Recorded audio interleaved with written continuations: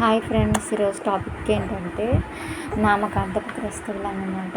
ఒకసారి ప్రార్థన చేసుకున్నాం. పరిశుద్ధుడా, నీకే వందనాలు, స్తోత్రాలు ప్రభువా, నీకే వందనాలు యేసయ్యా, నీకే వందనాలు ప్రభువా. నాకు సహాయం చేయమని మాటలను మాట్లాడుచుండగా ఒకవేళ నేను తప్పు మాట్లాడి ఉంటే నన్ను క్షమించమని యేసుక్రీస్తున్నామని అడిగి వేడుకుంటున్నాను తండ్రి. అమ్మాయి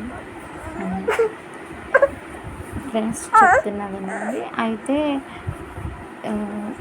సండే చర్చికి వెళ్తారు కొంతమంది, కానీ ఎందుకు వెళ్తున్నారో వాళ్ళకి అర్థం కాదు.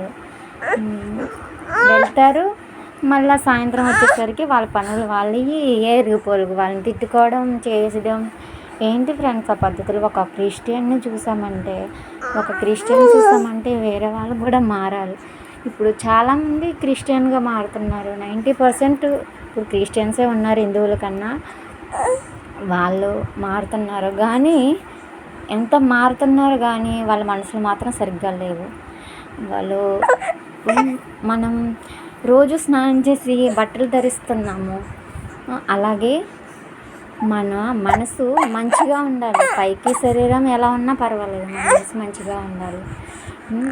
అండ్ ఏంటంటే కొంతమంది పాస్టర్లు ఎప్పుడు సందాలు ఇవ్వండి, అవి ఇవ్వండి, ఇంత ఇవ్వండి, దశమ భాగంలో ఇంత ఇవ్వండి, అంత ఇవ్వండి అని చెప్పడమే తప్ప మీరు మారు మనసు పొందండి, మీరు మంచిగా ఉండండి అని అస్సలు ఏం చెప్పట్లేదు.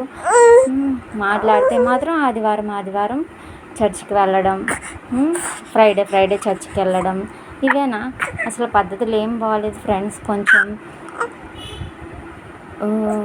ఉంటే అటైనా ఉండాలి, ఇటైనా ఉండాలి, ఎటు కాకుండా ఉండకూడదు.